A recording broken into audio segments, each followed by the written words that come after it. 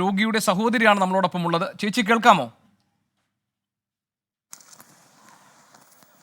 കേൾക്കാം കേൾക്കാം. എന്താണ് സംഭവിച്ചത്? ഞാൻ പറയുന്നത് കേൾക്കുന്നുണ്ടോ? കേൾക്കുന്നുണ്ട്. കേൾക്കുന്നു. പറഞ്ഞോളൂ, എന്താണ് സംഭവിച്ചത്? ഹലോ, എൻ്റെ ചേട്ടത്തിയാണ് ഞാൻ മെഡിക്കൽ കോളേജിൽ കൊണ്ടുപോയത്. യൂറോ വിഭാഗത്തിലാണ് കാണിച്ചത്. ചേച്ചിക്ക് മൂത്രത്തിൽ കല്ലായിരുന്നു. അപ്പോൾ അതിൻ്റെ ഓപ്പറേഷന് വേണ്ടിയാണ് പോയത്. മാർച്ച് മാസത്തിലാണ് ഓപ്പറേഷൻ ഫിക്സ് ചെയ്തത്. അങ്ങനെ മാർച്ച് മാസത്തിൽ ഒരു ഓപ്പറേഷൻ കഴിഞ്ഞ് പിന്നെ ഒരു ഓപ്പറേഷനും കൂടെ ഉണ്ടായിരുന്നു.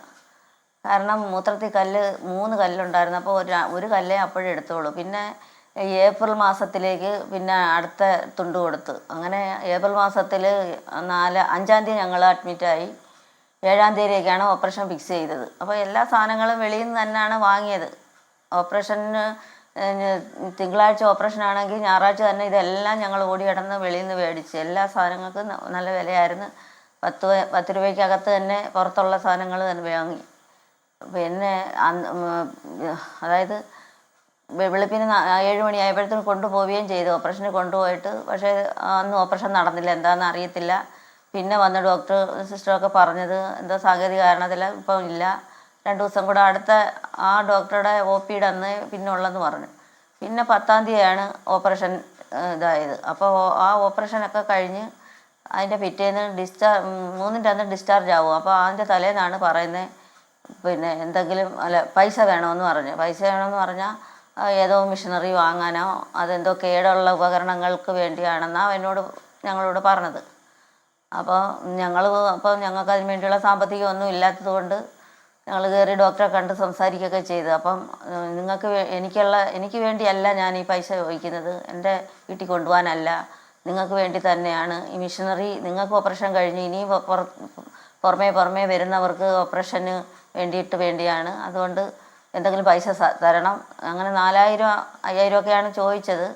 അപ്പം തീരെ നിവൃത്തിയില്ലാത്തത് കൊണ്ടും പിന്നെ അടുത്ത മാസം പിന്നെ ഒരു ഓപ്പറേഷനും കൂടെ ചേച്ചിക്ക് വേണ്ടി വരും, ഈ മൂത്രത്തിൽ കല്ലെടുക്കുന്നത്.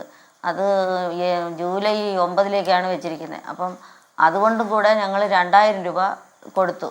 അപ്പോൾ ഞങ്ങൾ ആ വാർഡിൽ തന്നെ വന്നാണ് ആ പൈസ വാങ്ങി ഞങ്ങൾക്ക് സീലടിച്ച് പേപ്പർ തരികയും ചെയ്തു, പൈസ വാങ്ങിയിട്ടുണ്ടെന്നുള്ള. അങ്ങനെ 2000 രൂപ ഞങ്ങൾ കൊടുത്തിട്ടുണ്ട്. അല്ല, ചേച്ചി ഈ ഉപകരണങ്ങൾക്ക് വേണ്ടി അതായത് പുറത്തുനിന്ന് നിങ്ങൾ പൈസ കൊടുത്ത് വാങ്ങണമെന്ന് ഡോക്ടറാണോ പറഞ്ഞത്?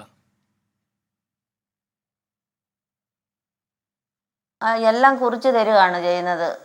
നമുക്ക് എല്ലാ ബില്ലുകളും തന്നിട്ട് ഇതെല്ലാം നാളത്തേക്ക് ഓപ്പറേഷന് വേണ്ടിയുള്ളത് വാങ്ങിക്കണമെന്നാണ് പറയുന്നത്.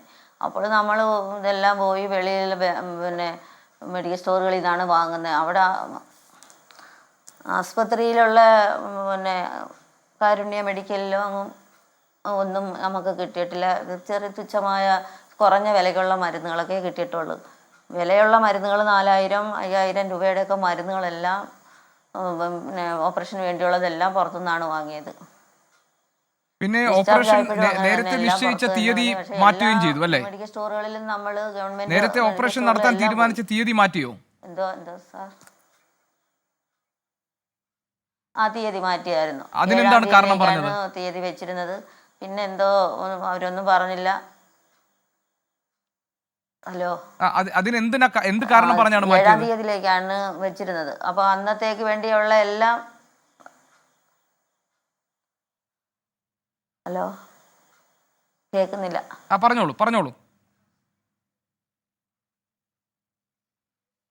7-ാം തീയതി ഏപ്രിൽ 7-ന് വേണ്ടിയാണ് ഓപ്പറേഷൻ ഫിക്സ് ചെയ്തത്.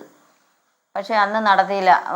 ചേച്ചിയെ റെഡിയാക്കി അകത്ത് കൊണ്ടുപോയിട്ട് 10 മിനിറ്റ് കഴിഞ്ഞിട്ട് പറഞ്ഞ് ഇന്നില്ല എന്നും പറഞ്ഞിട്ട് വരും. അവർ തലേന്നേ ഒന്നും ആഹാരവും കഴിക്കാതെ ഇനിമയും വെച്ച് അവർ 11 മണി 12 മണി ആയപ്പോഴത്തേന് അവർ ഇനി പുറത്ത് വന്നു.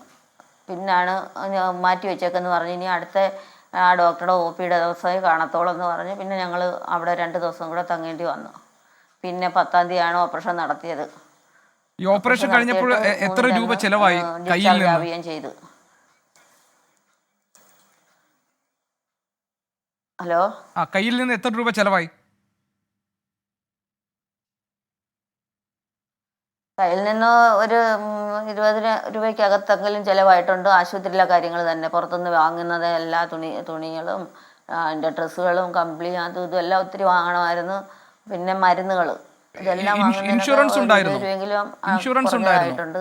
പിന്നെ ഞങ്ങൾക്ക് യൂറോ വാർഡിൽ എന്താ സാർ ഇൻഷുറൻസ് ഉണ്ടായിരുന്നോ? ഇല്ല. ഇല്ല. ശരി ശരി രാമൻകുട്ടി സാർ, നമ്മുടെ മുന്നിൽ ഈ 2 കേസുകൾ. ശരി ശരി ചേച്ചി, ഒരു മിനിറ്റ്.